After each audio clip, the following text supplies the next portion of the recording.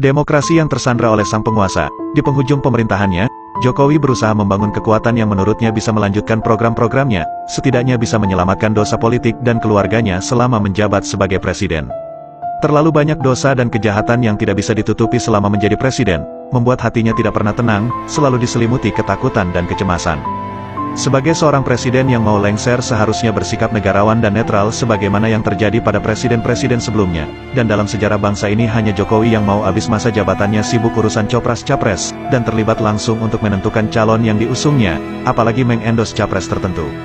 Ada beberapa indikator bagaimana ketakutan Jokowi terhadap masa depan dinilai sangat menakutkan. Jokowi tentu tak ingin kasus mantan Presiden Amerika Serikat Donald Trump yang dijebloskan ke penjara itu terjadi pada dirinya.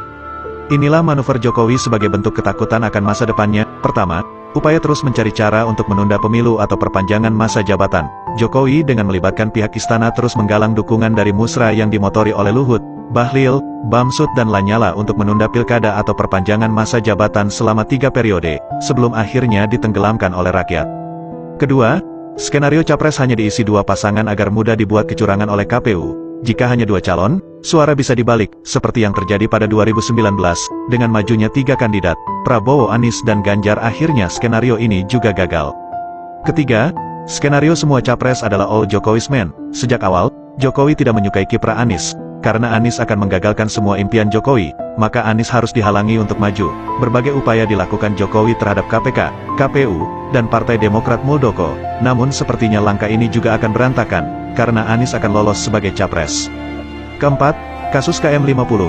Jika Jokowi lengser, dan tidak punya pengaruh, hampir bisa dipastikan akan diusut lagi. Selama Jokowi berkuasa, kasus KM50 tidak mungkin bisa diselesaikan secara serius. Karena akan melibatkan banyak petinggi Polri dan TNI, mungkin juga termasuk Jokowi sendiri. Kelima, kasus tragedi 21 hingga tanggal 22 Mei tahun 2019 yang menewaskan 894 pejabat KPPS yang meninggal secara misterius, akan diusut kembali. Keenam, kasus korupsi putra Jokowi, Gibran dan Kaisang yang dilaporkan Ubaidillah Badrun ke KPK, tapi tidak diusut, akan diselidiki lagi. Ketujuh, kasus mega skandal senilai 349 triliun rupiah di Kemenkeu yang diprediksi melibatkan orang dekat Jokowi. Kedelapan, penerbitan Perpu tentang lahirnya Pancasila dan Undang-Undang Ketenagakerjaan, diduga kembali diusut karena pesanan dari pihak tertentu. Kesembilan, kasus ijazah palsu dipastikan akan terus dipermasalahkan. Kesepuluh, kasus kriminalisasi ulama, termasuk yang dibunuh, akan terus diusut. Kesebelas, mengevaluasi mega proyek kereta cepat Bandung-Jakarta dan mega proyek IKN bila anggarannya membebani rakyat. Ketakutan Jokowi terhadap Anies berlebihan, karena Anies adalah orang yang tidak bisa dikompromi dan dikhianati. Ketakutan tersebut membuat langkah politik Jokowi menjadi irasional, manipulatif, melawan hukum dan menghalalkan segala cara. Dalam keadaan panik dan skeptis, Jokowi terpaksa mengandalkan ketergantungannya pada Prabowo yang dinilai mampu menyelamatkan dirinya. Namun Jokowi kurang percaya dengan Prabowo, karena Prabowo bukan tipe orang yang mudah diatur.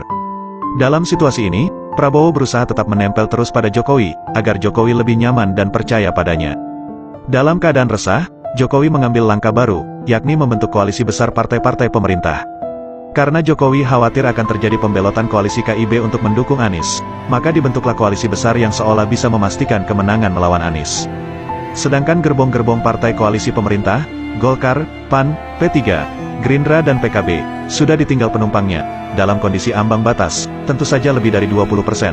Tapi dari segi jumlah pendukungnya, anjlok, walau semua partai koalisi digabungkan. Sadari kenyataan ini, sebesar apapun partai koalisi, pasti kalah dari Anies. Sedangkan untuk bertaruh bila pemilu diadakan secara jurdil, jika capresnya 3 dan selisih suaranya terlalu jauh, maka sulit untuk melakukan kecurangan. Satu-satunya cara untuk memenangkan capres yang didukung Jokowi adalah, Anies jangan nyapres. Karena itu, Jokowi mengambil langkah memalukan agar Ketua KPK Firly Bahuri tetap mentersangkakan Anies dan Muldoko membegal Partai Demokrat.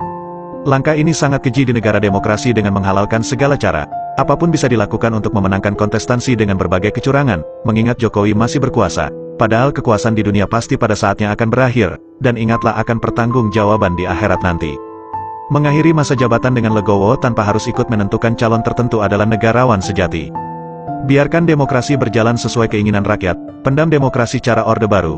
Seharusnya presiden jadi contoh yang baik untuk kemajuan demokrasi, Hasil karya pembangunan yang ditorehkan untuk kemajuan negara ini sebagai bentuk amal baik, penerusmu pasti akan menjaga dan melanjutkannya bila itu bermanfaat demi kemajuan bagi bangsa dan negara ini, dan akhiri masa jabatan dengan husnul khotimah atau akhir yang baik, pasti rakyat akan mengenangmu sepanjang masa. Semoga Allah memberikan jalan terbaik kepada bangsa ini untuk perubahan yang lebih baik.